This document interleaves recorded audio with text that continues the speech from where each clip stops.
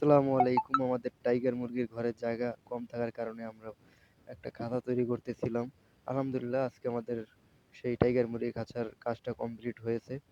Tiger মুরগির খাঁচাটা বানানোর জন্য আমাদের প্রায় ৭-৮ দিন সময় লেগেছে। কারণ আমরা কাজে ব্যস্ত ছিলাম। কাজের ফাঁকে ফাঁকে বানিয়েছি।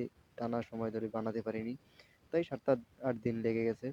আর এই খাঁচাটা আমরা মূলত বানিয়েছি কাঠ, বাঁশ এবং উপরে দিয়েছি পলি।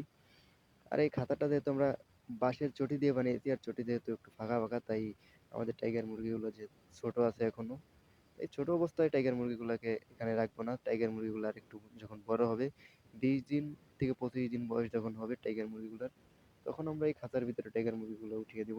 এখন এইভাবেই খাঁচাটা থাকবে। আর এই খাঁচাটা আমরা রেখেছি আমাদের আগের যে কোয়েল পাখির খাঁচাটা ছিল, সেই খাঁচার পাশেই রেখেছি আমাদের কোয়েল পাখির ঘরের সামনে।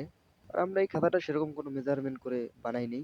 তারপরেও মাপ দেওয়ার পরে দেখলাম এই খাঁচাটা আড়ে হচ্ছে ৩ ফিট ও লম্বায় হচ্ছে ৬ ফিট, আর হাইট আছে এই খাঁচাটার ২ ফিট, আর মাঝ বরাবর ২ ইঞ্চি বাড়তি আছে, ২ ফিট ২ ইঞ্চি। আর এখন আসি এই খাঁচাটার খরচের বিষয়।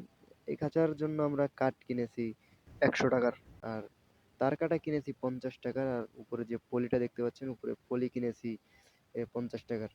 এ টু জেড আমাদের ২০০ টাকা খরচ হয়েছে। আর বাঁশের হিসাব ধরি নাই, কারণ বাঁশ আমাদের নিজেরই, নিজের ছবির দিকেই বাঁশ দিয়েছি, তাই বাঁশের হিসাবটা বাদ। আর মিস্ত্রি খরচ আমাদের লাগে নাই, কারণ এটা আমরা নিজেরাই বানিয়েছি, তাই মিস্ত্রি খরচ আমাদের বেঁচে গেছে। এই হলো সর্বমোট আমাদের খাঁচার হিসাব। ২০০ টাকা খরচ হয়েছে এই খাঁচাটা বানানোর জন্য। ৩০টা টাইগার মুরগির জন্য ৩০টা টাইগার মুরগি পালা যাবে এই খাঁচার মধ্যে। আসসালামু আলাইকুম।